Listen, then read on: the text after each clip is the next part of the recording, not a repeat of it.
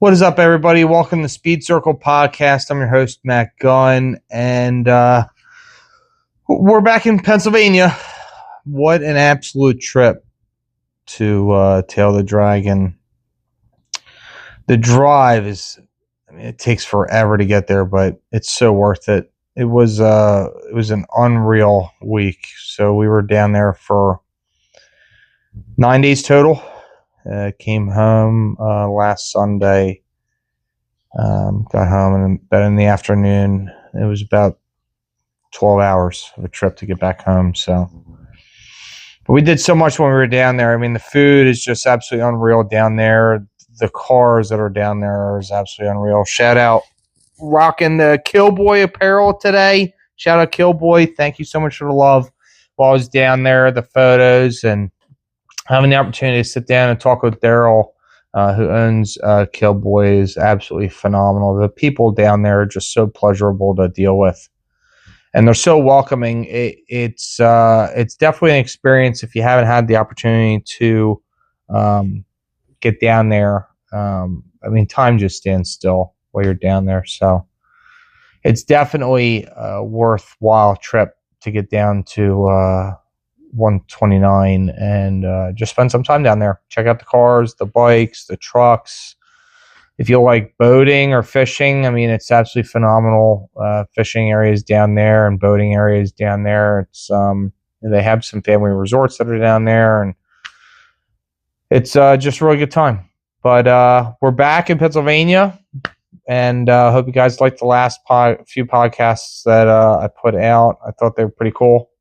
Different setups, being on the actual tail itself, being on Gravity Cavity, doing our first ever podcast on Gravity Cavity, and then right around mile marker 4, going up the mountain, we set up on probably one of the most aggressive turns that's kind of in the midsection of the tail itself, and thought it went pretty well.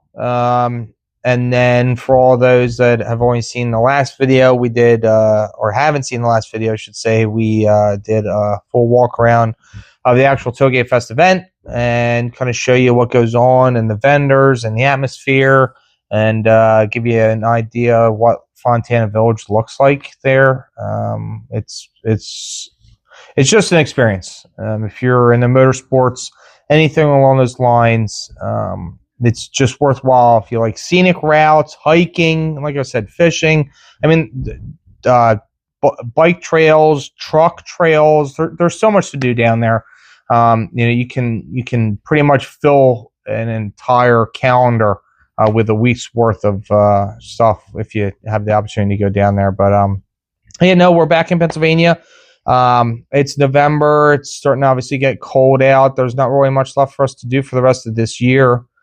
I made the decision to get into the Mustang platform, so I picked up a 19 Performance Package 2 Mustang 5.0 and a 6-speed, and I've only done about 50 miles on it, and the thing is just absolutely unreal. I don't get scared by a lot of cars, to be quite honest with you, but this car definitely scares me. Never been in the rear-wheel drive platform before, never been in a muscle car platform before, so it's something completely out of my wheelhouse that I've ever had the opportunity to own, let alone really put some hard, serious miles on as far as the platform goes. But the reason why I wanted to go the Mustang route, aside from working for manufacturer Ford, is I want to develop myself as a driver, and that's just a very, very honest answer for you guys. Is I want to be able to develop my driving habits and my skills and learn and adapt to a different platform, where I can gain some more experience. There's only so much that you can do when you stay within one platform. Having the opportunity for a second platform at my fingertips, I think is definitely worthwhile for me to do. Like I said, it's something that I'm not even remotely close to being comfortable with, let alone familiar with. I've done the GT350 and GT350R invite days at Poconos way back when they came out, and while that was all fun and eye-opening of an event to attend, it wasn't ownership. It was, just stick you behind the wheel of something. Let's have you drive it, see what you think, give us feedback on the car or cars. And I'll be honest with you, that's kind of where my love for the Mustang platform came from. It's, if I'm not mistaken, it's going to be F Street for stock class, which is what the car is going to be running for this upcoming SCCA autocross season. I think the most important factor of running a stock class is that, there's no tinkering with the car. There's no adjustments that are going to be made. It's solely just going to be what tire are you going to stick on the car, and, and how fast can you drive it in a stock form, which I think is pretty cool. And then there's obviously cam classes for this car that, when you go the modified route and then surpassing cam class, I can go back into XA, which is the Evo is currently built for XA class. But we're going to see. I'm going to enjoy the car for the first year of ownership and just really get a feel for it. It's a different weight. Its drivetrain's completely different. The ergonomics of the car are different. It's wider. It's longer. It's going to be a challenge, to be honest with you, because I've always owned front wheel drive and all wheel drive tuners. I've never been in the muscle platform before, and I've never owned something of this length that I've driven. It's always been Mazda Speed 3s and Focuses and Evos. I had a Subaru, unfortunately, for 4 days that, didn't have the opportunity to race and get used to. But this is going to be a pretty cool platform for me. And I'm really, really excited to build my skill set for autocross itself and really learn how to adapt between cars. I think that's a pretty big accomplishment if I'm able to do so, and give me the opportunity to really kind of test some different driving habits and maybe go at a course a little differently than I would if I was in an all-wheel drive car or a front-wheel drive car, and try to attack it as best as I can. It's going to be a lot of weight and a lot of power that I'm going to be throwing around, and I think it's going to be pretty cool to see how I can control the car and go from there. But it's definitely a platform that I'm going to be putting a lot of investment into, a lot of research.